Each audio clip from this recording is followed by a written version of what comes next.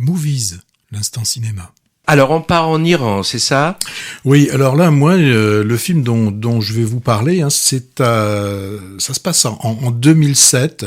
On a Renae Jabari, de 19 ans, qui poignarde un homme qui est sur le point de la violer. Donc, elle va être accusée de meurtre et condamnée à mort. Et là, à partir d'images filmées clandestinement, le film va nous montrer en fait tout le combat de la famille pour tenter de sauver cette jeune fille qui est devenue un symbole de la lutte pour le droit des femmes et typiquement le droit des femmes en Iran. Donc on va suivre toute cette famille. Bon, dès le début, on sait que c'est peine perdue. Donc il y a pas un suspense qui est mis en place, mais plutôt on va suivre en fait les 7 années qui vont suivre la décision du juge, enfin la décision du procès, et donc c'est 7 ans après, il faudra attendre 7 ans pour que la condamnation soit exécutée. Alors, bien sûr, quand on parle de procès, il faut plutôt parler de simulacre de procès. Le seul fait qui est retenu, c'est qu'elle a tué l'agresseur. Et on est dans un pays où on utilise encore cette loi qu'on appelle la loi du talion, et grosso modo, on connaît la formule œil pour œil, dent pour dent. Elle a tué, donc elle devra mourir, peu importe qu'il y ait une très grosse circonstance atténuante, puisque là, c'était pour éviter d'être violée qu'elle a tué cet homme.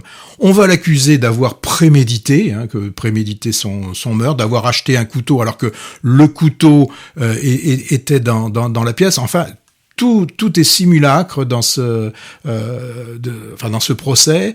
Il se trouve que l'homme qu'elle a tué était quelqu'un d'important, en tout cas qui était proche du gouvernement. Alors, dans cette loi du talion, il y a quelque chose qu'il faut savoir, c'est que la victime peut amnistier la coupable. Et actuellement, il y a eu plusieurs cas comme ça en Iran. La famille des victimes, oui, tu veux dire ? Oui, pardon. Le représentant de la famille des victimes peut amnistier la coupable. Et là, en l'occurrence, c'est le fils aîné. Alors, ça arrive, qu'il y ait vraiment le fait qu'on amnistie. Je l'ai lu ces derniers temps. Il y a eu, par exemple, une femme sur laquelle on avait jeté de l'acide, parce qu'elle refusait de se marier. Elle avait la possibilité de pouvoir, c'est quand même dingue, que de l'acide soit versé dans un œil de celui qui avait fait. C'est le principe du talion. C'est le principe du talion. Voilà. Et donc elle a amnistié. Donc là, on va avoir pendant ce film, on va suivre en fait les réflexions que va quand même finalement avoir le fils de la victime, et de savoir s'il va amnistier ou pas amnistier. Il y a une sorte de mauvais suspense pour la famille, de savoir s'il va amnistier ou pas. Alors, ce qu'il faut savoir aussi, c'est que pour l'exécution, c'est lui qui est, donc le fils de la victime, celui qui peut amnistier, qui va exécuter la sentence.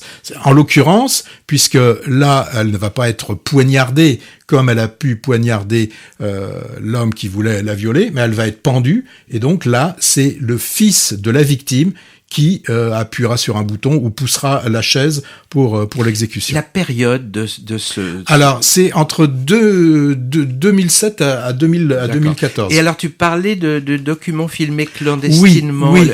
Le film est iranien ou pas ? Alors, le film je l'ai pas vu. Non, le film est franco-allemand, plutôt allemand.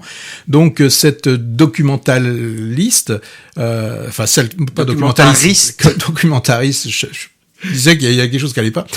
Cette documentariste a travaillé, alors a fait des interviews avec une partie de la famille qui vit en Allemagne, dont la mère continue à se battre, même si sa fille maintenant a été exécutée, mais pour que cette loi disparaisse d'Iran. On a le père qui lui est toujours là-bas, donc c'est un petit peu compliqué. Et est-ce qu'on voit la jeune fille en prison ou pas? Alors la jeune fille, on voit que des photos, on voit quelques photos, et on a beaucoup d'enregistrements aussi. On a des enregistrements.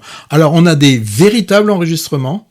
Et on a aussi des enregistrements, des relectures par une actrice. Et beaucoup de photos, donc sont des photos, des images type smartphone, qui ont été faites clandestinement. Parce qu'il faut savoir, par exemple, qu'il est formellement interdit de filmer des extérieurs de prison ou des choses comme ça.